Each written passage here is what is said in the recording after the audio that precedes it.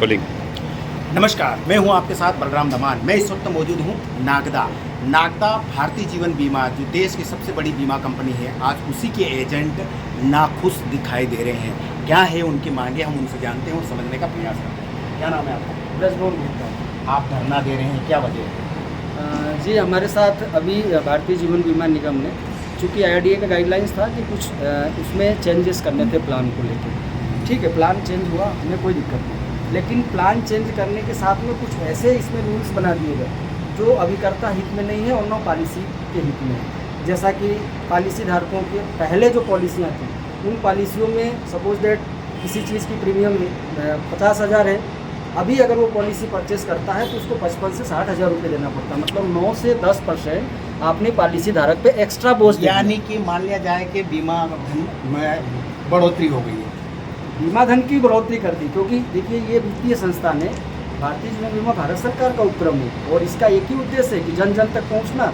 जन जन तक लोगों को पॉलिसियाँ देना। ये नियम कौन बनाते हैं? देखिए ये नियम चूँकि IRDA ने, चूँकि LIC का करता धरता IRDA है, IRDA ही सर्कुलर बनाती है, लेकिन जो चेंजेस लाया है, आपके जो प्रमुख थे, एजेंट के जो मुखिया होते हैं, उनको इस नियम बनाने के समय आपको सूचना दी, आपको शामिल किया गया था?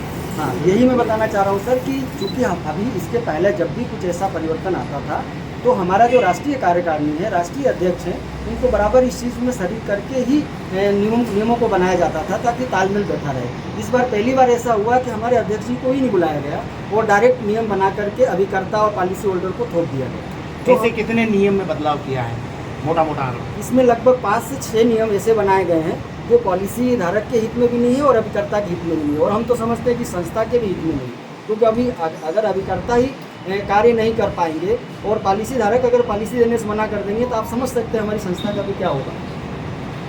अगला कदम आपका क्या होगा? अगर आपकी जो मांगे हैं, ये प्रमुख मांगे हैं, प्रमुख मांगे अगर नहीं मान ली गई है तो आपका अगला कदम क्या होगा? किस रूप में आपको देखना चाहिए? देखिए, अभी तो हम लोग बहुत विनम्रता के साथ सारे मतलब पूरे ऑल इंडिया के सेंट्रल ऑफिस के, जोन ऑफिस के, डिवीज़न ऑफिस के और ब्रांच ऑफिस के सभी अभी हम लोग बहुत ही विनम्रता और निष्ठा ईमानदारी से बहुत चरणबद्ध आंदोलन के रूप में अभी हम लोग इकट्ठा हुए हैं। लेकिन अगर समय रहते भारतीय जीवन बीमा निगम के उच्च अधिकारियों को ये सारे परिवर्तन समझ में आ जाए कि नहीं, इससे हमारे न तो अभिकर्ता का हित होना है न पॉलिसी धारकों का, तो त्वरित अगर इस परिवर्तन को स्वीकार करके और इससे नया पुराना जो हमारा रूल्स थे उस पर अगर चले जाते तो शायद हमारा जो भी अभी हम लोग आंदोलन पे हैं वो हमारा समाप्त हो जाएगा।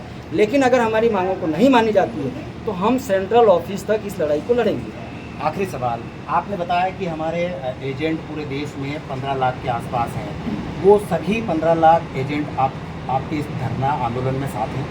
जी हाँ सर, हमारे पूरे ये समझ लें हमारा संगठन राष्ट्रीय स्तर का संगठन है और इस संगठन के साथ 14 से 15 लाख अभिकर्ताओं का भविष्य जुड़ा हुआ है। तो ये संगठन पूरे भारतवर्ष में आज जो आंदोलन का प्रारूप देख रहे हैं, ये पूरे संपूर्ण भारतवर्ष में ये आंदोलन चल रहा है। Thank you. ये है भारतीय जीवन बीमा LIC, जो इस देश की सबसे बड़ी कंपनी और सबसे पहली पसंद जो कंपनी होती है बीमा कंपनी में, जो LIC कंपनी है, आज उसी के ही एजेंट नाखुश दिखाई दे रहे हैं और LIC कंपनी के खिलाफ धरना शुरू कर दिया गया है। मेरे साथ कैमरा पर्सन चंद्रशेखर चौहान के साथ बलराम धमान, स्टेट टुडे, नागदा।